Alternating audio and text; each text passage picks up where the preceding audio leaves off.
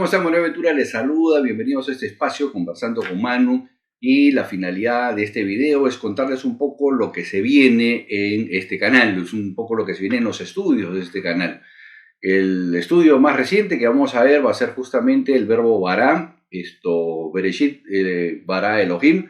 Vamos a hacer un análisis del contexto en el cual fue escrito y vamos a ver qué es exactamente ese creó en el texto hebreo. Bueno, como siempre les he dicho, la finalidad de este canal no se trata de que ustedes piensen lo que yo pienso ni crean lo que yo creo. La finalidad de este canal es tratar de transmitirles la información que voy encontrando para que ustedes puedan hacer sus propias investigaciones y ustedes puedan llegar a sus propias conclusiones teológicas. Mientras más nos acerquemos al contexto sociocultural de los escritos y podamos entender qué es lo que realmente el autor original escribió y por qué lo escribió, entonces podremos hacer una teología más sana.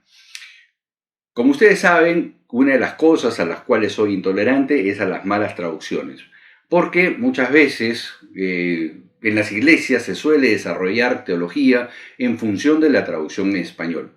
Entonces, como ustedes comprenderán, si la traducción en español no refleja realmente lo que dice el escrito original, entonces esa teología es espuria, esa teología realmente es falsa. Y vamos a ver un par de casos a lo largo de este video. Una de las cosas que voy a darles también es una serie de títulos de libros a lo largo del desarrollo del video, y estos libros no son ni de corte confesional ni tampoco son de corte teológico. En este caso, todos los libros que les voy a citar son de corte académico. ¿Cuál es la diferencia entre un libro académico y un libro de corte confesional o un corte teológico? Que el libro académico lo único que va a buscar es darte los datos en los cuales se desarrolla el evento. No te va a dar una conclusión, la conclusión te la va a dejar a ti. Es decir, una vez que te ha ubicado en tiempo y espacio, te dejará en libertad de que tú puedas hacer tu propia conclusión. Esa es la diferencia entre un libro académico, un libro de corte confesional y un libro de corte teológico.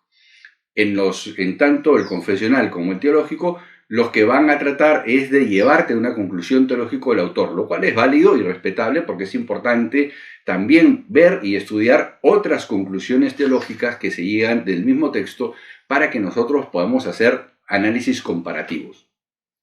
Bueno, vamos de lleno a lo nuestro. Una de las cosas que a mí siempre me ha sorprendido es que a lo largo de la historia, al menos en mi juventud, lo que se me enseñó es que los escritos de la Biblia fueron trasladados de generación en generación en forma inmutable, es decir, que no hubo ninguna alteración, ni hubo supresión, ni se añadieron pensamientos o textos a lo largo de la historia. Y que los libros que nosotros tenemos en nuestras Biblias reflejan lo que escribió el autor inicial hace miles de años atrás. Bueno, hasta los rollos de Qumran no había forma de rebatir o poder analizar esto salvo la crítica textual, como fue el caso del judío Spinoza, que fue el primero que cuestionó justamente que el origen del Pentateuco fuera exclusivamente de Moisés. Tanto así que le valió la expulsión de la comunidad judía por haberse atrevido a cuestionar la autoría de Moisés del Pentateuco. Después vendría Jan, un francés, después vendría Wellhausen con su teoría de las cuatro fuentes hasta los años 70, y de ahí hoy en día ya tenemos evidencia no solamente arqueológica, de crítica textual, crítica literaria y documentaria, en la cual podemos ver que efectivamente los textos han sufrido modificación a lo largo del tiempo.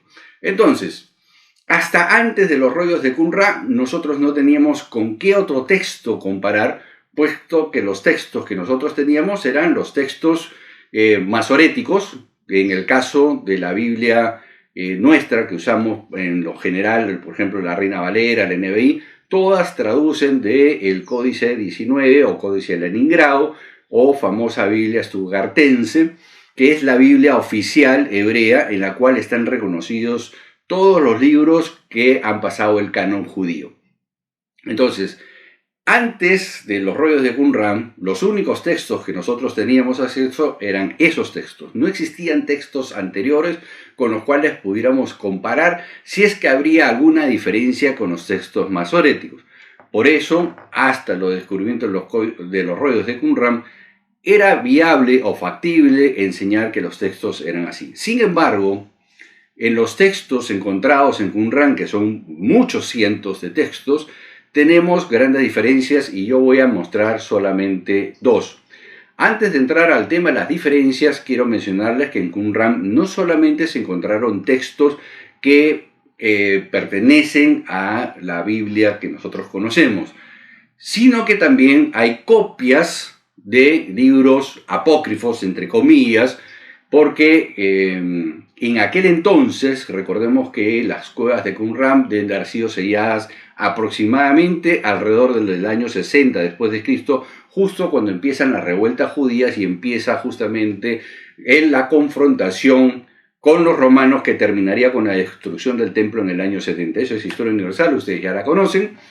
Y a lo que voy es que en aquel entonces, en la época de Jesús, no existía el canon judío como hoy en día lo conocemos. Es decir, en la época de Jesús se leían otros libros, como el libro de Enoc, como el libro de la Asunción de Moisés, como el libro del Testamento de Salomón, y entre otros libros, entre otros muchos libros más, que se han encontrado en las cuevas de Qumran. Es importante señalar que los dos únicos libros que no se encontraron en las cuevas de Qumran han sido el libro de Esther y el libro de Nehemías. En el caso del libro de Nehemías no llama mucho la atención, ya que se sabe que en la antigüedad, estamos hablando hasta la época de Jesús, el libro de Nehemías y el libro de Esdras eran uno solo. Posteriormente se separarían a lo largo de la historia. Bueno, vamos a las diferencias, que es el tema que a nosotros nos compete en este video. Por ejemplo, en los rollos del Mar Muerto se encontraron un rollo que es la copia A de Isaías, que es el libro más completo, el rollo más extenso que se encontró entre los rollos del Mar Muerto. Bueno, en este Isaías y en otras copias más, porque se han encontrado varias copias de Isaías, existen aproximadamente 2000 diferencias entre el Isaías que nosotros tenemos en nuestras Biblias y el Isaías de los textos de Qumran. Algunas leves, otras más complejas, como capítulos enteros que han cambiado, pero yo me voy a referir a una que es, digamos, intermedia, que es una diferencia intermedia, pero que nos va a dar luces que hay que pensar algo más y que nos va a empezar a demostrar justamente el hecho de lo que les estoy comentando, de que Spinoza y todos los demás no se equivocaron y la prueba irrefutable son justamente estos rollos de las cuevas de Qumran. En Isaías 6, si ustedes abren sus Biblias, van a encontrar de que el autor hace referencia al santo, santo, santo, 3 veces santo. Sin embargo, en los rollos de Qumran, que están fechados hacia finales del siglo II, inicios del siglo I, es decir, un 99.9% de probabilidades de que estos rollos o estas copias semejantes a estas sean las que haya usado Jesús en su predicación. ¿Por qué? Porque son contemporáneas a la época de Jesús. Entonces, en estos rollos del Mar Muerto solamente hay 2 santos.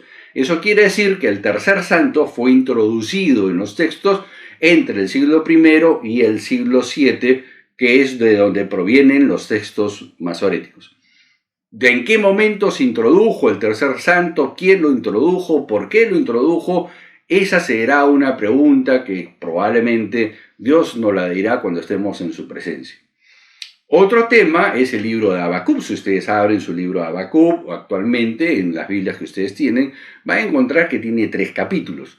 Sin embargo, en las copias de las cuevas de Qumran solamente hay 2 capítulos. Eso quiere decir que el tercer capítulo fue añadido entre el siglo I y nuevamente el siglo VII. ¿En qué momento se añadió? ¿Cómo se agregó ese tercer capítulo? Es un misterio que tampoco podremos resolver.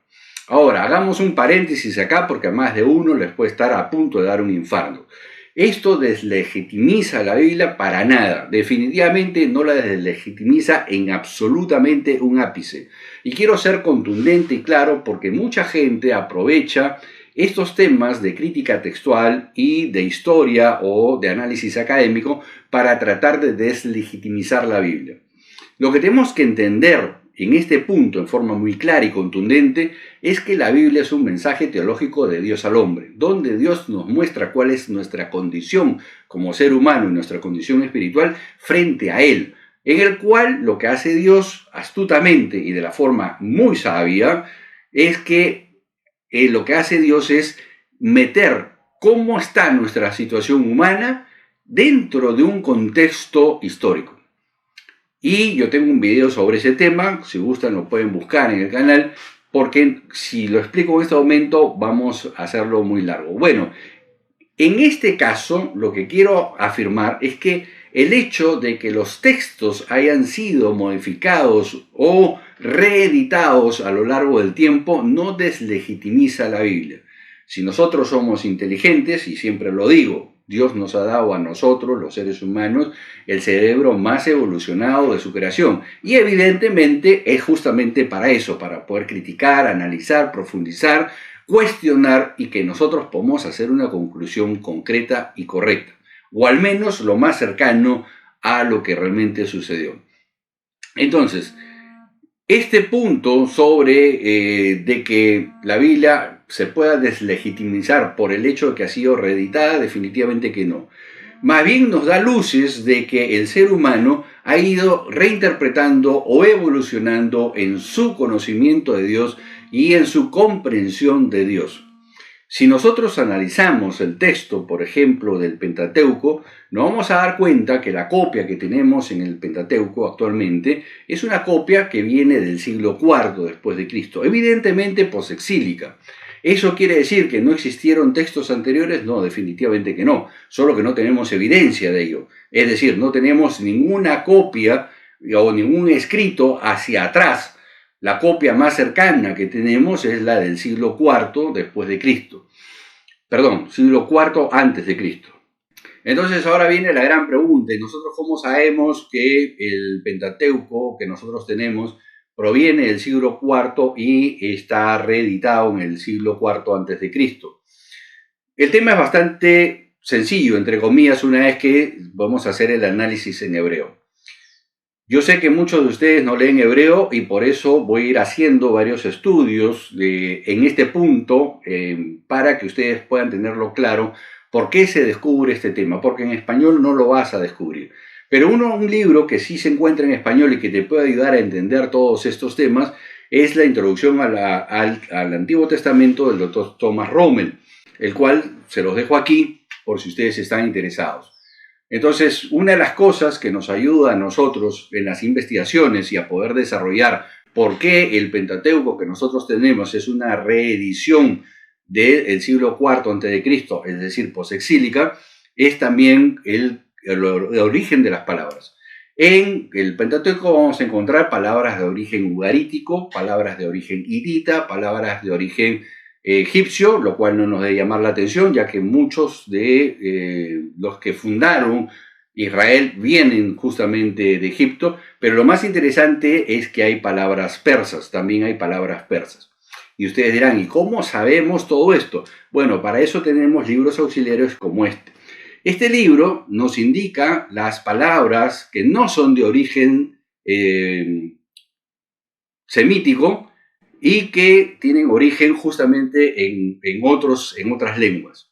Ahora, esto nos debe llamar la atención para nada. Por ejemplo, en el español tenemos varias palabras como almohada, almacén, que vienen del árabe. Tenemos palabras que vienen del griego, como por ejemplo pornografía, que viene de la palabra pornoia en griego. Tenemos palabras que vienen del hebreo y así sucesivamente el idioma ha ido o se desarrolló en función de textos que confluyeron en el idioma. De la misma forma, las poblaciones que fueron hacia Canaán, como el caso de los ugaríticos, de Ugarit, que huyeron de justamente la invasión de las poblaciones del mar, más o menos alrededor del 1200 a.C., y huyen hacia las montañas y se mezclan con los pobladores que estaban fundando Israel, y de ahí el origen de muchas palabras ugaríticas como el dios el Shaddai y otras cosas que vamos a ir viendo. También vamos a encontrar palabras de origen hitita.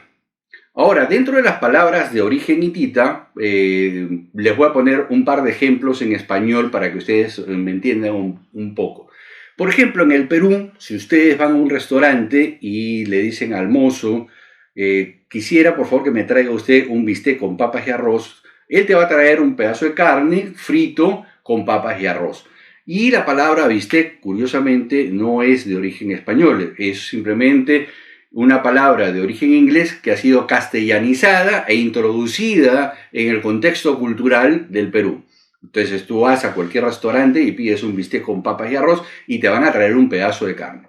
¿De dónde viene la palabra bistec? De dos vocablos en inglés, beef and stick. Entonces la degeneración de estos dos vocablos en inglés terminaron en bistec. Otra palabra que nosotros usamos muy comúnmente en el Perú es la palabra guachimán, para referirnos a aquella persona que es el vigilante de la cuadra o es el vigilante de un banco o de una empresa, ¿no? Ve y pregúntale al guachimán. Pero guachimán tampoco es una palabra en español, es una palabra que viene nuevamente de dos vocablos en inglés, que es watch and man, el hombre que mira o el hombre que vigila, y terminó degradándose hasta convertirse en guachimán. Por ejemplo, una palabra hitita que está en nuestras Biblias es el monte Sión. Sión no es una palabra hebrea, es una palabra hitita, que fue adaptada y transliterada al idioma hebreo. Sin embargo, Sión no tiene un origen hebreo, no tiene como normalmente sucede en el hebreo, un origen de una raíz de tres consonantes, como suele usar en el contexto general del idioma hebreo. Entonces, el libro que les mostré nos ayuda a entender justamente estos aportes. Entonces, evidentemente que si hay palabras de origen persa, los hebreos no tienen contacto con los persas, sino hasta el exilio. Por ende, si hay palabras de origen persa y hay palabras que han sido adoptadas del persa, definitivamente la copia tiene que venir del siglo IV a.C. Ahí hay una serie de temas que se tocan en el Pentateuco, que voy a mencionar un par solamente para no ser muy extenso, que también nos indican que definitivamente tiene que haber sido un tema posexílico. Y aquí vamos a tocar un poco también las malas traducciones. Uno de los diccionarios que yo suelo usar es este de aquí, que es el diccionario de Alonso Schockel, uno de los mejores diccionarios del hebreo al español. También uso este otro libro que me ayuda mucho con el tema de la gramática, es uno de los mejores libros de gramática hebrea. Y también yo suelo usar bastante este otro diccionario, que es un diccionario etimológico. ¿Cuál es la diferencia entre Schockel y el diccionario etimológico? Que el diccionario etimológico me va a dar cuál es toda la familia alrededor de esa palabra, con lo cual me ayuda a entender mejor por qué se usa ese verbo, ese contexto, ese adjetivo dentro del contexto del relato bíblico. Entonces, con todos estos análisis podemos hacer una aproximación de mejor calidad al texto, que es un poco lo que intento hacer para que ustedes tengan una mejores herramientas para sus análisis. Entonces, vamos a una mala traducción para que ustedes se den cuenta lo grave que suele ser este detalle. En Deuteronomios capítulo 23 dice que no habrá prostitutas en las hijas de Israel, ni tampoco habrá sodomitas en los hijos de Israel.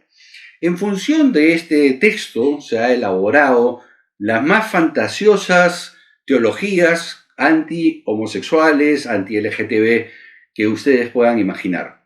Es más, en muchísimas iglesias evangélicas este pasaje está usado para referirse de que en Sodoma eran unos pervertidos sexuales y que por eso Dios los condenó y les mandó fuego, etcétera, etcétera, etcétera, etcétera. No hay peor conclusión y aberrante conclusión que la que acabo de mencionar. Y arranca porque justamente es teología desarrollada en función de una mala traducción. Y voy a ser breve en esta parte. El original dice lo siguiente: no habrá Kedeshá entre las hijas de Israel y no habrá Kadesh entre los hijos de Israel. Kedeshá es simplemente el femenino de Kadesh. En hebreo, la forma de mencionar el femenino es poner una HA al final, es decir, Kedeshá. Y en el caso de Kadesh es el masculino. Entonces la gran pregunta es ¿qué es Kedeshá y qué es Kadesh? Kadesh viene del mismo verbo, de la misma raíz verbal que Kadosh, santo, separado. Kadesh viene a ser justamente aquellos que están separados para el servicio a una deidad. Y entonces ustedes se preguntan, ¿y por qué entonces se va a prohibir que las hijas de Israel y los hijos de Israel sean sacerdotes de una deidad? Porque podríamos entender que se refiere a Jehová. Pero no, el tema está que los Kadesh las Kadesh, las Kedeshá, y los Kadesh eran sacerdotes de la diosa Ashera. ¿Cómo podemos saberlo esto? Hay muchos pasajes en la Biblia, pero yo les voy a mencionar solamente uno en Segunda de Reyes, cuando viene la reforma del rey Josías, que demanda sacar la estatua o la imagen de Ashera que estaba dentro del templo de Jehová. Y ojo el detalle, porque la imagen de Asherá no es que tenía un templo dedicado a Asherá, la imagen de Asherá estaba dentro del templo porque en la antigüedad pensaban que era la consorte o la esposa de Jehová. Y también dice ese texto en Segunda de Reyes de que no solamente saca la imagen de Asherá y que la manda a quemar y que las cenizas son esparcidas, sino que destruye las casas de las prostitutas, eso es lo que dice en español. Pero el original dice que destruye las casas de los Kedeshim. Kedeshim es el plural de Kedeshá y Kadesh. Es decir, los Kadesh y las Kedeshá son los Kedeshim que se mencionan justamente en esas famosas casas de prostitución. Pero en una prostitución, lo que se conoce como prostitución sacerdotal. ¿Cómo era el culto a Asherá? El culto a Asherá consistía en que 7 parejas de sacerdotes, o sea, 7 Kedeshá y 7 Kadosh, entraban al templo frente a la imagen de Asherá. Una de ellas, solamente una de ellas, mantenía relaciones sexuales delante de la imagen de Asherá, mientras que las otras 6 parejas danzaban, cantaban, tocaban panderetas, y era la forma en que ellos pensaban que motivaban a la diosa a que pudiera fructificar sus tierras, su ganado, los propios vientres de ellos, y eran creencias antiguas. Entonces, traducir correctamente esto en Deuteronomio implica 2 cosas. Una, que tengo que explicarte qué cosa es Kadesh y qué cosa es Kedeshá, y cuál era su función dentro del mundo hebreo, y por qué se prohíbe. Entonces, los traductores higienizaron esa parte y pusieron prostitutas y sodomitas. Craso error, porque eso ha hecho que se elaboren teologías como las que ya mencioné, que son desastrosas. El segundo punto es que como Moisés en el desierto va a prohibirle al pueblo rendir un culto a una diosa que no conocen, ya que Ashera es una diosa de origen cananeo. Es decir, que si ellos estaban viniendo del desierto, huyendo de Egipto, y van a entrar recién a Canaán, y entrarían, según el texto bíblico, 40 años después de estar en el desierto, ¿por qué se les va a prohibir adorar una diosa que ni siquiera conocen? Entonces, estos detalles son los que nos hacen ver que los textos son reinterpretados y reescritos a lo largo de la historia. ¿Deslegitimiza esto la Biblia? No, absolutamente no, y quiero ser bien claro en este punto. Lo que nos permite ver es justamente cómo este concepto o cómo va desarrollando dentro del pueblo de Israel un contexto teológico que terminaría en el monoteísmo en el posexilio. Entonces estos textos ya son escritos por gente monoteísta, son reelaborados. Insisto, esto no quiere decir que no hayan existido textos anteriores. Lo que pasa es que no tenemos nada hacia atrás. Lo que tenemos es del siglo IV a.C. para acá. Y en todos esos textos, como hemos visto ya en los textos de Qumran, hay variaciones en los textos. Eso quiere decir que en el tiempo los sacerdotes fueron reinterpretando y reelaborando los pensamientos. Hay que hacer un largo análisis en hebreo para ir descubriendo. Por ejemplo, les voy a tomar 2 ejemplos más para no extendernos mucho. En hebreo tú vas a descubrir, por ejemplo, que en la antigüedad Los israelitas pensaban de que había un dios papá y una diosa mamá. Y esto se refleja tanto en la arqueología como en la historia de Israel y también dentro de la Biblia. Ese es el meollo del asunto, como siempre digo. Si no estuviera en la Biblia y solamente estuviera en una cultura paralela, serían religiones comparadas o historias comparadas. El gran drama es que están reflejados en la Biblia. Entonces, cuando están reflejados en la Biblia, entonces tenemos que investigar para poder entender por qué están ahí y por qué el autor los puso ahí. Y entonces, regresando al tema del Dios papá y diosa mamá, no es que exista un Dios papá y una diosa mamá. Lo que nos da a entender claramente es que el hombre muy antiguo, probablemente hacia allá 1400, 1800 antes de Cristo, ellos tenían la percepción de que existía un Dios papá y una diosa mamá. Y eso lo vemos, por ejemplo, reflejado en las vasijas encontradas al sur de Edom, en el actual Israel. Estas vasijas de Kuntilet, datadas más o menos en el 850 a.C., reflejan claramente que la creencia popular en aquel entonces era un dios papá y una diosa mamá. Al margen de que hay varios templos erigidos al dios papá y diosa mamá, que tengo también un video al respecto y volveremos a tocarlo y no vamos a extenderlo más para no extender tanto este video. Lo que quiero que entiendan es que en el original hebreo tenemos acceso a mucha información que ha sido higienizada a la hora que se ha hecho la traducción al español. Pero es importante enseñarlas. Es importante por lo que les acabo de mencionar justamente en el caso de la traducción, de esta pésima traducción de que no habrá prostitutas en las hijas de Israel ni sodomitas, y que está relacionado con un tema sexual. Bueno, dicho sea de paso, tanto en Isaías, en Jeremías y Jesús en el Nuevo Testamento hablan sobre el por qué se dio el juicio sobre Sodoma y Gomorra. Los tres autores que acabo de mencionar, ninguno de ellos mencionan el tema sexual, ni siquiera por asomo ni por casualidad. Todos ellos coinciden de que el castigo a Sodoma y Gomorra fue justamente ser reacios al mensaje de Dios y ser reacios con la bondad hacia terceros. Entre otras cosas, son más o menos 5 temas por los cuales el juicio de Dios llega a Sodoma y Gomorra, y en esas cinco parámetros que nos dan tanto Isaías, Jeremías como Jesús, en ningún caso, y absolutamente, y soy reiterativo en esto, en ningún caso hay de por medio un tema sexual. Que el tema sexual puede ser consecuencia de las primeras, podría ser, que es una de las cosas que yo siempre sostengo. Las desviaciones sexuales por lo general vienen o son consecuencias de algo mayor, pero para Dios definitivamente el tema sexual no es la prioridad. Bueno, anyway, el tema está de que en la antigüedad así lo pensaban. Ahora también hay otro pensamiento muy antiguo que está reflejado en Deuteronomios 32 y en Génesis 10, que es justamente el Dios papá, el Dios Elión. En nuestras Biblias se traduce como el Dios Altísimo, pero él era un Dios distinto a Jehová, de acuerdo a los relatos cuando uno los lee en hebreo. Por ejemplo, en Deuteronomios 32, y de acuerdo a los rollos encontrados en Qumran, difieren nuevamente con los textos que nosotros tenemos en Deuteronomios 32. En este caso específico, Deuteronomios 32, en nuestros textos, ustedes van a encontrar de acuerdo al número de los hijos de Israel. En el texto de Qumran está exactamente lo mismo, menos los hijos de Israel, sino dice de acuerdo a los hijos de los dioses.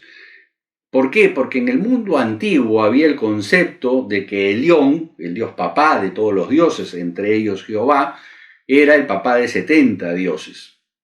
De ahí viene el famoso dicho de Jesús 70 veces 7, y en un momento se lo voy a explicar, para que lo tengas claro. Que dicho ese paso, no altera el concepto que se ha desarrollado en Occidente.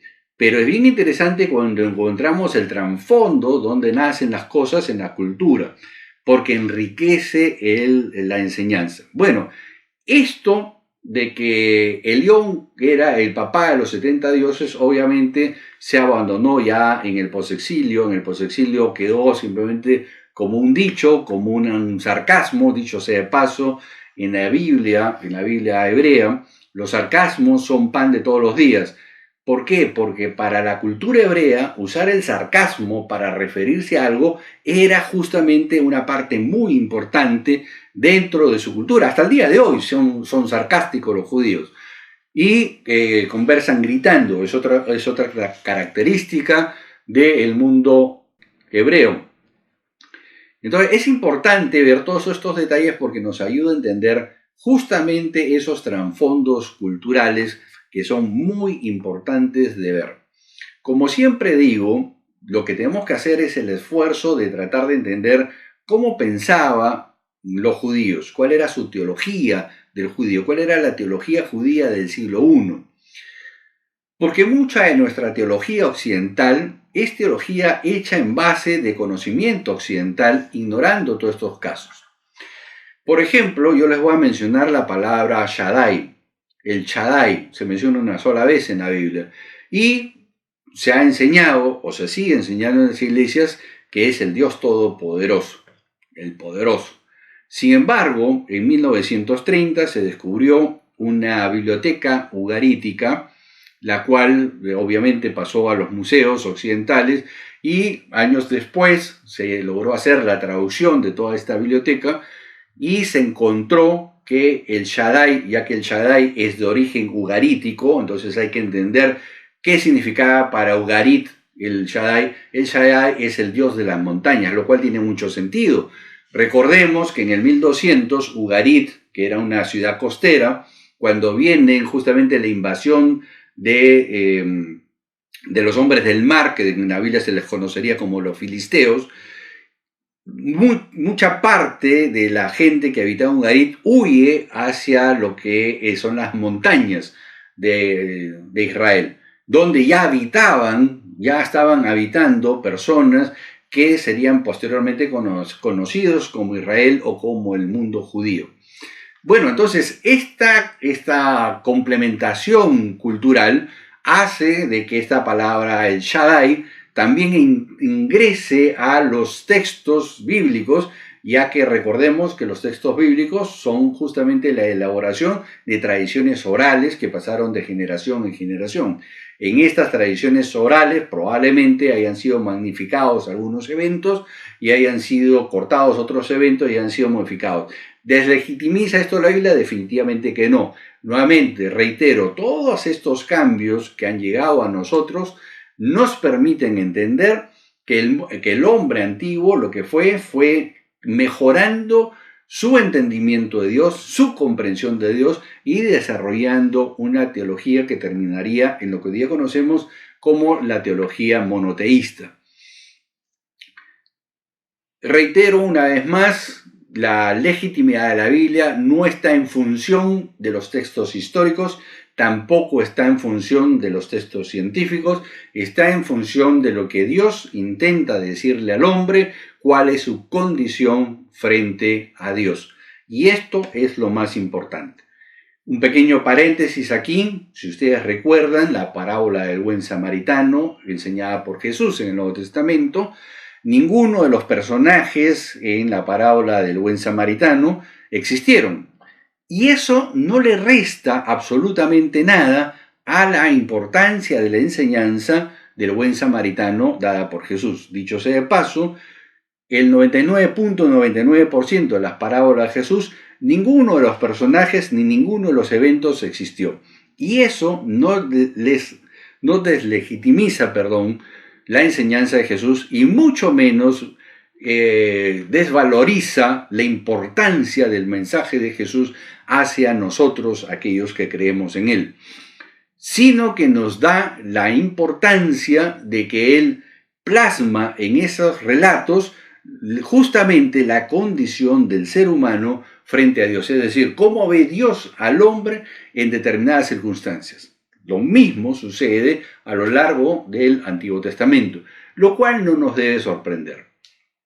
Más bien, sí debemos estudiarlo para poderlo entender. Reitero, es importante entender la cultura judía para poder hacer un análisis correcto sobre las Escrituras. Por ejemplo, el libro de Jonás es una copia que a nosotros llega probablemente del siglo IV o del 350, en el mejor de los casos del 300 a.C. ¿Por qué? Preguntarán ustedes, pero si Jonás nos han enseñado en la Academia Bíblica que pertenece al 700 a.C.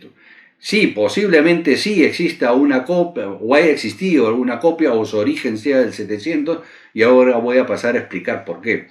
Pero hay que entender de dónde viene la copia, porque eso nos va a ayudar a entender por qué el copista de ese momento escribió lo que escribió.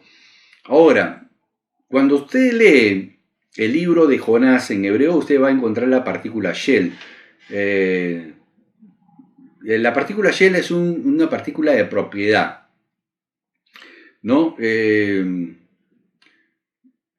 Esta partícula de propiedad ingresa al idioma hebreo recién en esa época, o sea, antes de la época del 400 o 300 a.C., que es cuando más o menos se ubica el ingreso de esta partícula de propiedad al idioma hebreo, se usaba la yud al final de la palabra, del sustantivo o del adjetivo, para poder determinar que era de uno, o era de nosotros, o era de él, ¿no? La terminación yud, la terminación nun, la terminación ja, y entonces todas esas terminaciones hacían ver de que justamente sí era una propiedad personal de terceros, etc.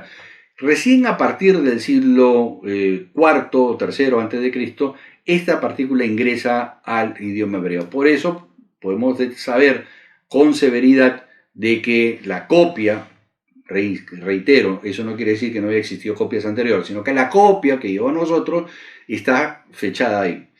Ahora, ¿por qué también nos podemos dar cuenta ahí? Y ahí es donde viene justamente ya un análisis de la cultura. Ustedes pueden leer el libro de Jonás y van a encontrar en un momento de que están en una tremenda tormenta y Jonás dice: oigan, ¿saben qué, muchachos? Me he dado cuenta de que esto ha acontecido por mi culpa, así que, ¿saben qué? Tómenme y tírenme por la borda, de esa manera el mar se va a calmar. Es decir, él se ofrece voluntariamente como un sacrificio humano para poder calmar la ira del dios o de los dioses que en ese momento están enfadados, y por eso hay la tormenta. Y el mismo contexto, inclusive en la traducción en español, nos da a entender claramente de que justamente toda esa tormenta es la furia de Dios por la desobediencia de Jonás. Entonces, Jonás se ofrece voluntariamente como un sacrificio humano para calmar justamente al Dios, y de esa manera calme la tormenta. Y es lo que reconoce el propio Jonás en el relato. Sin embargo, el verso siguiente, en vez de hacer o decir lo que hubiera sido lógico, ¿sabes qué? Lo levantamos en peso y ¡pum!, lo tiramos, total, se ha presentado él voluntariamente, o sea, nadie lo está sacrificando contra su voluntad, sino que él se ofrece. Sin embargo, el verso siguiente dice que los marineros se esforzaron y lucharon contra la tormenta para tratar de llegar a tierra seca. Y como no lo logran, entonces recién lo toman a Jonás, lo tiran por la borda, se calma, y el resto de la historia ustedes ya la conocen. Terminan adorando, presentando un sacrificio al Dios de Jonás, porque justamente reconocen de que es el Dios sobre todas las cosas. Para esto ustedes tendrían que conocer un poco de mitología hebrea. ¿Qué cosa es mitología hebrea? Ustedes dirán, ¿cómo hay mitología en la Biblia? Pues lamentablemente esto hay, y hay que estudiarla. Leviatán y Rahab son mitología antigua, inclusive vienen desde Ugarit, y se encuentra en el libro de Isaías, capítulo 27, se encuentra en el libro de Job, también se encuentran en los Salmos. Y entonces, si no entendemos qué cosa era esta mitología, tampoco vamos a entender el relato de Jonás. En primer lugar, lo que quiero hacer hincapié, y por lo cual yo pienso que sí hubo un texto anterior del siglo VII, es justamente esa parte donde Jonás se ofrece voluntariamente para ser sacrificado. En el siglo VII a.C. efectivamente existían los sacrificios a Dios, sacrificios humanos estoy hablando, los cuales fueron introducidos justamente por Salomón con el dios Moloch, lo cual no voy a entrar a mayor detalle, pero van a encontrar también en sus Biblias que en algún momento uno de los profetas, Jeremías si no me equivoco, le dice justamente a los israelitas: oye, ¿ustedes por qué hacen sacrificios humanos? ¿Cómo se les ocurre? Y él habla por intermediación de Dios y a nombre de Dios, y dice, yo nunca les he ordenado eso. O sea, habla el profeta en nombre de Dios y dice, yo nunca les he ordenado eso. Ahora, el texto, de acuerdo a lo que dice, nos está diciendo que vino alguien y les dijo que eso es lo que tenían que hacer en nombre de Dios. No sabemos quién, porque el texto no nos lo dice. Lo que sí nos dice el texto es que este profeta pone fin a esa práctica. Y efectivamente, ya para el siglo IV, siglo III, no existía ningún tipo de sacrificio humano para Dios. Entonces ahí viene justamente este conflicto y es la razón, y acá sí es una conclusión mía, y quiero ser claro en eso, por qué el autor de la copia del siglo III tiene ese conflicto, porque para él le cuesta aceptar de que haya habido sacrificios humanos. Recordemos que el relato nos dice que Jonás se ofrece voluntariamente para ser sacrificado a Dios y de esa manera calmar el enojo de Dios. Ojo lo que nos está dando el relato. Y este es un concepto del siglo VII antes de Cristo.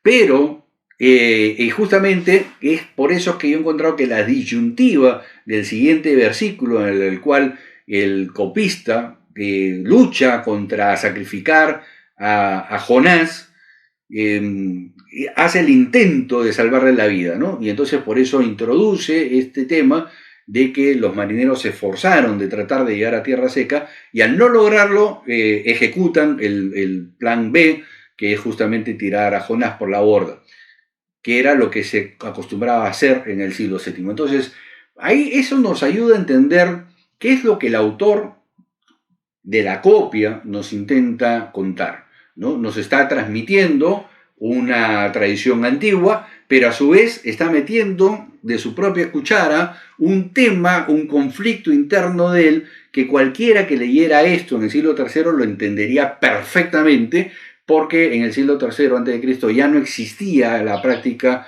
de sacrificar personas, pero sí sabían de que en la antigüedad se hacía.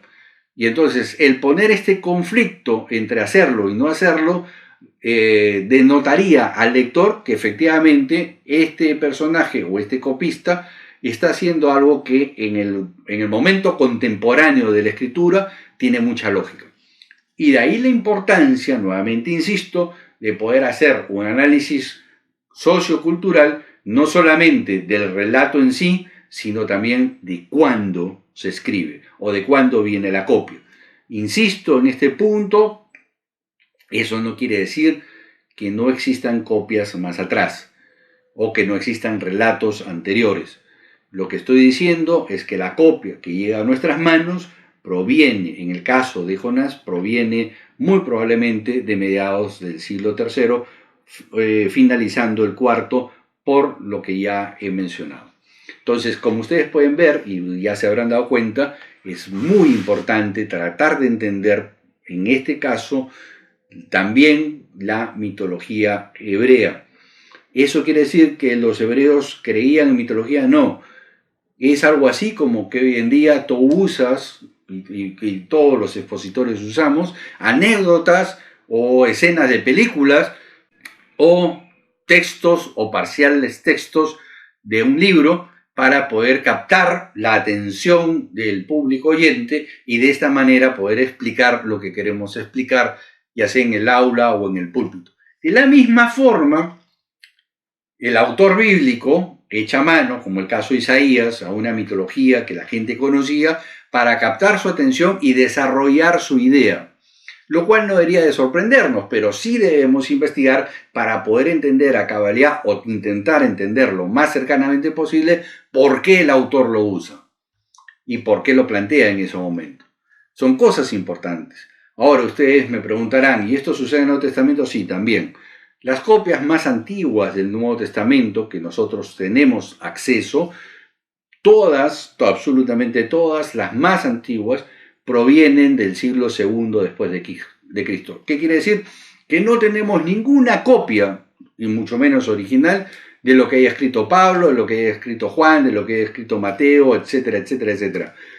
Todas las copias que tenemos son copias de copias de copias, y las copias más antiguas, y ojo que no son completas, porque al igual que en el Antiguo Testamento, fueron reeditadas, reinterpretadas a lo largo de la historia, también fueron reinterpretadas a lo largo de toda la historia desde el siglo II hasta el siglo V, cuando la Biblia termina de tener la forma que tiene hoy día. Y acá es importante, yo voy a mencionar un solo ejemplo para no hacer más largo este video, pero quiero que entendamos que a lo largo del siglo II, III, IV y V se reelaboran también los escritos parcialmente del Nuevo Testamento. Y nuevamente aquí entra una técnica que se llama crítica textual, con lo cual podemos saber de cuándo viene cada parte o cada sección del Nuevo Testamento. Yo solamente voy a usar dos como ejemplo. El caso del capítulo 28 de Mateo, todos los eruditos coinciden de que es introducida en el siglo III después de Cristo. Pero el último versículo que dice id y bautizarlos en nombre del Padre, el Hijo y el Espíritu Santo es añadido en el siglo V. ¿Cómo podemos saberlo? ¿Cómo lo saben los eruditos? Simplemente porque no existe hacia atrás ninguna evidencia papirográfica o textual de esos escritos. Es decir, nosotros tenemos acceso a papiros y escritos del siglo II, tenemos acceso a libros patrísticos que vienen de finales del siglo II, y entonces uno puede ir haciendo evaluaciones de cuándo empiezan a aparecer ciertas introducciones o ciertos textos. Por ejemplo, en el caso de Mateo 28, el último verso de justamente donde ya se habla de una Trinidad, es introducida justamente después de del Concilio de Nicea. Ahora, del Concilio de Nicea básicamente tenemos solamente el credo y las razones de la convocación, pero no sabemos a ciencia cierta cuáles fueron los parámetros para determinar una u otra. Lo que sí podemos saber que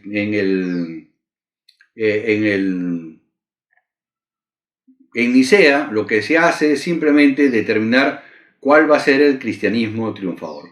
Para esto les recomiendo este libro que se llama Los cristianismos derrotados por el doctor Antonio Piñeiro, y lo que nos da es un enfoque histórico de los cristianismos que existían hasta el Concilio de Nicea y cómo son desechados, por ejemplo, el arrianismo, el cristianismo místico, entre los cuales, por ejemplo, se encuentra el Evangelio de Tomás, que es un evangelio bastante místico, que también es conocido como el Evangelio de los dichos de Jesús. Dicho sea de paso, aproximadamente el 55% de los dichos del Evangelio de Tomás se encuentran en el Evangelio de Mateo, que es un evangelio canónico. Ya eso nos da luces de la manipulación de las escrituras post-evento, es decir, después que Mateo ya no existe, hay una reelaboración de los textos de Mateo, de Juan, de Lucas, etc., que no voy a entrar en detalle, salvo, como les he mencionado, este detalle y un segundo detalle, el cual me parece muy importante. Según de Timoteo 3:16, dice el texto que tenemos en español: toda la escritura es inspirada por Dios y es útil para, etcétera, etcétera, etcétera. Bueno, en los textos en griego, tanto del Códice Receptus como el Códice Crítico, que son los dos códices que se usan para la traducción al español, al inglés, al francés y al alemán, el artículo la y el verbo es no existen. Por ende, usar este texto para decir que toda la Biblia, tal como la conocemos, es inspirada por Dios, es mentirle descaradamente a la gente. ¿Por qué? Insisto, a la introducción de este video, en los rollos de Qumran, que tenemos los textos que están en los textos que actualmente tenemos y que hay textos que no están, en la época de Jesús no existía la Biblia como hoy día la conocemos. Por ende, en la época de Jesús se usaban libros como Enoc, se usaban libros como el Testamento de Salomón, se usaban otros libros que hoy por hoy no están dentro de los cánones. ¿Cómo lo sabemos? Una deducción simple y lógica. Si ustedes leen el libro de Judas, que es la epístola que está previa al libro de Apocalipsis, ustedes van a encontrar dos citas al libro de Enoc Y entonces la gran pregunta es si la epístola de Judas está canonizada, está inspirada por Dios, y cita el libro de Enoc por 2 veces consecutivas. Entonces, ¿por qué Enoc no está en el canon? También cita el mismo libro, la epístola de Judas, también cita la asunción de Moisés, pero tampoco está en nuestros cánones. Y quiere decir que en la época de Jesús sí se usaba, por supuesto que se usaba, si no, no estaría citada por el autor. Y eso nos lleva a la conclusión de que la Biblia, como la conocemos, es una edición de lo que realmente existía en el mundo antiguo. ¿Está eso mal? No, pero no debe limitarnos a que eso es exactamente o únicamente lo que Dios nos quiso transmitir. ¿Nos sirve como base? Sí, definitivamente que sí. Eso nos permite hacer un estudio y una investigación más profunda teniendo un punto de partida. Y es un poco lo que siempre suelo hacer.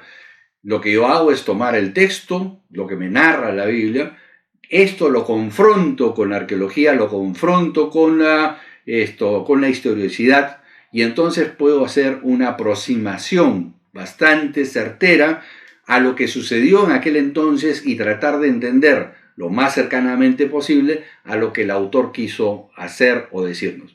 Entonces, como hemos visto, tanto en el Antiguo como en el Nuevo Testamento han habido manipulaciones de los textos conforme ha ido evolucionando el conocimiento del hombre acerca de Dios.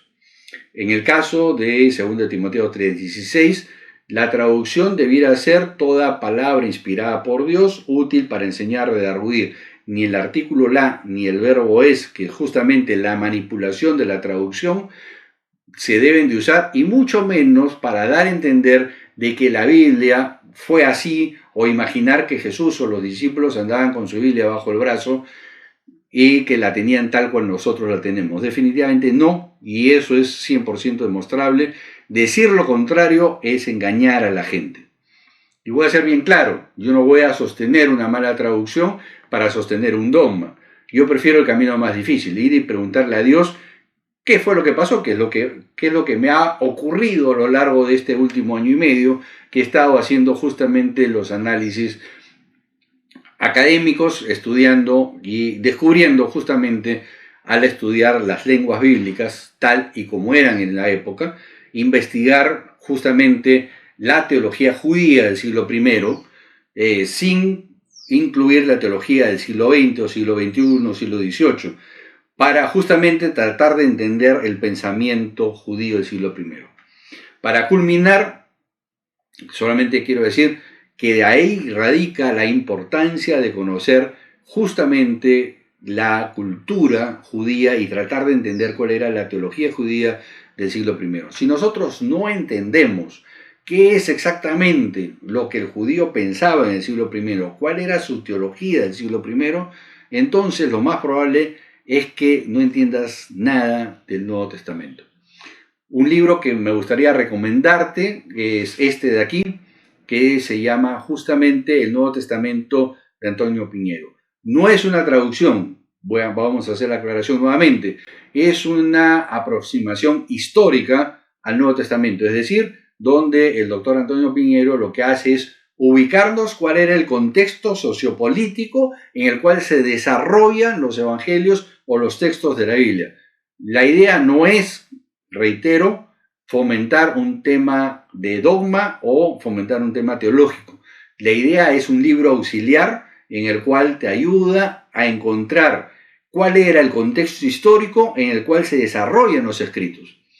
Las conclusiones las harán ustedes, la conclusión la hace cada uno, es una herramienta.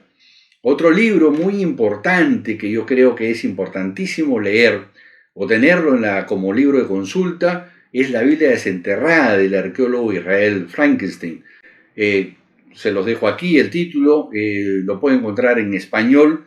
He procurado recomendar los libros que se encuentran en español, ya que hay otros libros en inglés muy importantes, como en el caso de, por ejemplo, el origen de los hititas, el pueblo de Israel, está en inglés, por eso no lo he mencionado. Un libro que sí van a encontrarlo en PDF es el libro de Samuel Pagán, se lo dejo aquí también, es la historia de Israel, que yo creo que es muy importante que nosotros entendamos el contexto cultural nuevamente. ¿Cuál es la influencia, por ejemplo, del zoroastrismo dentro de la cultura judía? Y usted dirá, pero este sí ya rayó. ¿Cómo va a haber cultura del zoroastrismo dentro de la Biblia si el zoroastrismo es persa y creen otras cosas? Bueno, la influencia del zoroastrismo en la Biblia es impresionantemente altísima. Y lo vas a ver, lo que pasa es que tú lo vas a leer en el Evangelio y no te vas a percatar. Por ejemplo, en el caso de Lucas, hay un momento en la narración que dice que era sábado y que los discípulos estaban espigando, es decir, estaban cosechando trigo y lo frotaban con las manos para sacar obviamente la cáscara del trigo y se comían el trigo. En eso pasan unos fariseos y le dice a Jesús, si tú fueras maestro de Israel, sabrías que está prohibido espigar en sábado. Entonces, si era sábado y Jesús es Dios, ¿por qué no les prohíbe espigar? ¿Por qué no hace una mención Jesús del por qué no se espiga? ¿Y por qué los fariseos sí prohíben espigar en sábado? Entonces, yo te garantizo que si tú le haces esta pregunta al pastor, te va a dar posiblemente una respuesta teológica, pero no te va a dar una respuesta histórica. Capítulos más adelante, en el capítulo 13, se da otro evento, al cual a Jesús le increpan por haber liberado a una mujer de un espíritu endemoniado. Y entonces Jesús les hace una respuesta, ¿y acaso ustedes no desatan a su asna para darle de beber en sábado y no pasa nada? Y entonces la pregunta es, ¿y por qué Jesús tiene que mencionar que no hay que desatar al asna? O mejor dicho, que ellos se atrevían a desatar a la asna. Bueno, si ustedes investigan, hay 39 restricciones que hasta el día de hoy se cumplen en el día del Shabbat, pero que no están en los textos bíblicos, que es, por ejemplo, no espigar, no amasar, no hacer fuego, no atar, no desatar. Y tú te preguntas, ¿y entonces por qué los judíos lo guardan si no está en la Torá? No está en las leyes de Moisés. Y la respuesta es muy simple. Estas 39 restricciones que hasta el día de hoy están vigentes en el pueblo de Israel para el Shabbat, son las 39 restricciones que son o provienen de la cultura del Zoroastro. Y entonces puedes ver claramente de que está metida. Y ahora, lo más interesante es que Jesús no se hace problemas con ese tema.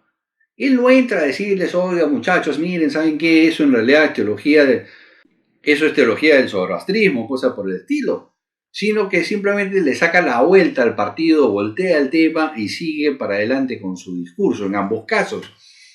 Entonces, es importante conocer estos detalles, porque si nosotros no entendemos con claridad qué es lo que pensaba el judío en el siglo I, lo más probable es que todo lo que tú creas entender del Nuevo Testamento no tenga ni pies ni cabeza. Y por lo general termina generando, como ya lo he comentado, teologías baratas. Que lo triste es que terminan dañando a la gente que está buscando de forma sincera a Dios. Porque le hacemos creer cosas que en realidad no están en el texto, no de mala gente, sino por ignorancia. Y por algo, el profeta dijo muy claramente, mi pueblo fallece por falta de conocimiento. ¿Por qué fallece? Porque justamente en algún momento de la vida nos estrellamos con la realidad y nos damos cuenta que la teología barata, desarrollada por lo general sobre textos en español, sin haber hecho la mayor investigación o profundidad en ello, terminan haciendo que la gente se decepcione de Dios y termine yendo de la iglesia. La respuesta barata es nunca fue de nosotros, no tiene el espíritu, cosas por el estilo. Pero eso solamente denota justamente por lo cual Sodoma y Gomorra fueron exterminados. Denota una falta de empatía con el dolor ajeno. Y eso es una de las cosas de las cuales soy enemigo acérrimo. Hacer que la Biblia diga lo que no dice el texto original, o hacerle creer a la gente cosas que el texto no lo dice. Prefiero tomar el camino difícil e ir y preguntarle a Dios por qué está eso ahí, o por qué ese texto en el original dice tal cosa, y de lo que no me cabe ninguna duda es que Dios se tomará el tiempo de explicármelo tal como lo he hecho a lo largo de este año. He encontrado muchas malas traducciones, mucha mala teología, y he oído a Dios inclusive a decirle, todo esto fue un engaño. Dicho sea de paso, hay mucha gente que se ha apartado de las iglesias, no solamente por la mala teología, sino porque ha llegado a la conclusión de que los pastores engañan deliberadamente a la gente porque se basan en teología que no está en la Biblia, sino se basan en teología desarrollada en el siglo III, en el siglo IX, en el siglo XVIII. Lo que acabamos de mencionar, un ejemplo, la palabra Shaddai. Otro ejemplo, lo que ya hemos mencionado, el texto en Deuteronomios 23 sobre las rameras y los sodomitas. El tema de 2 Timoteo 3:16, que el artículo la y el verbo es no están en los textos que se usan para las traducciones, y definitivamente le cambia totalmente el sentido al versículo. Por ende, eso se llama manipulación. Miqueas 5:2, otra pésima traducción que ya no nos da el tiempo para analizarlo, pero que a su vez también me llevó a preguntarle a Dios, y entonces, ¿qué pasó acá? ¿Por qué la gente o los pastores o los líderes persisten en enseñar cosas que a la luz de la arqueología, que a la luz de las evidencias gráficas, textuales, arqueológicas, no se deberían de enseñar ya más en una iglesia? Y esa es una de las razones por las cuales me atrevo a decir que el cristianismo tradicional va a ser duramente golpeado en los próximos años por justamente estas evidencias que han dado paso a lo que hoy día se conoce como la teología liberal. Moisés no existió, Moisés es un personaje literario. Sí, es verdad, pero a media caña. La teología liberal te va a decir la mitad de la verdad que les conviene y no la otra mitad. Te va a decir, por ejemplo, el pueblo de Israel nunca cruzó el Mar Rojo. Y tú vas a decir, pero mi Biblia en español dice que cruzaron el Mar Rojo. Sí, pero el texto en hebreo dice que cruzaron el lago de juncos. Entonces, sostener malas traducciones para sostener ciertas creencias y ciertos dogmas es simplemente manipular a la gente. Y yo jamás, en forma consciente, voy a hacer que ustedes sean manipulados o permitir que a ustedes se les manipule. Porque aunque me he hecho de muchos enemigos, lo que llevará a cabo los estudios que voy a hacer, que estoy haciendo y que los voy a transmitir en breve, siempre serán para que ustedes tengan herramientas para hacer sus propias conclusiones. Ustedes van a poder diferir, es decir, tener una conclusión distinta a la mía. Ojalá, yo quisiera que así lo tengan, porque eso me alegraría mucho, porque eso significaría que logré el objetivo de alcanzarles a ustedes la suficiente evidencia para que ustedes lleguen a sus propias conclusiones. La idea de este espacio, como lo dije al inicio, no busca de ninguna forma que ustedes piensen lo que yo pienso o crean lo que yo creo. Lo que busca es transmitirle a ustedes la mayor cantidad de información que a ustedes les sea útil para sus propias investigaciones y para sus propias conclusiones. ¿Pueden coincidir con lo que yo digo? Amén. ¿Pueden hacer algo distinto? Amén también. Porque en eso consiste justamente la teología. Hay un libro que dice todos somos teólogos y tiene mucha razón. Basta que tú leas la Biblia y saques una conclusión, ya eres teólogo. Sí, noticia nueva, ya eres teólogo. Porque la teología es simplemente cuál es mi comprensión del texto bíblico. O lo que yo pienso que es lo que Dios me quiere decir a través del texto bíblico. Y la mejor manera de hacerlo es aproximarme al texto, en primer lugar, sin emitir juicio de valor, porque recordemos que esta es una cultura que se movió hace 3000 años atrás, en una cultura y un contexto distinto al nuestro. Ellos no tenían la ciencia que hoy día tenemos. Entonces, lo que yo debo hacer es aprovechar todas las herramientas modernas que Dios me ha dado para poderme aproximar lo más sanamente posible al texto, para poder traer y extraer lo que realmente dice o quiso decir el autor en aquel entonces, para de esa manera poder hacer una teología lo más sana posible. y de esta manera la gente no se aparte de Dios, que es un poco lo que intento hacer. Una de las cosas que más me duele es encontrarme con gente de mi juventud que ya no cree en Dios porque en algún momento se estrelló con la realidad de la vida y se dio cuenta que la teología barata que le enseñaron en su juventud no sirve en la vida real. Y eso es un poco lo que busca este espacio. Deshacernos de la teología barata y empezar a hacer una teología seria basada en los hechos tal como se desarrollaron. Bueno, no me extiendo más. Espero haberte dejado más preguntas que respuestas. De todas maneras, no olvides que puedes escribir en el canal y hacer todas las preguntas que tú creas pertinentes. Las que yo sepa, las contestaré en forma afectuosa. Las que no sepas, te los diré directamente, no lo sé. Habrá que estudiarlo, lo estudiaremos juntos, lo aprenderemos juntos. No pretendo saberlo todo. Sí considero que soy un investigador, me gusta bucear en la historia, me gusta bucear en los textos, en el contexto cultural, y de esa manera trato, en la manera de lo posible, hacer una sana teología. Entonces, ahí los dejo, chicos. Dios los bendiga, cuídense mucho. Conmigo será hasta la próxima. Bye bye.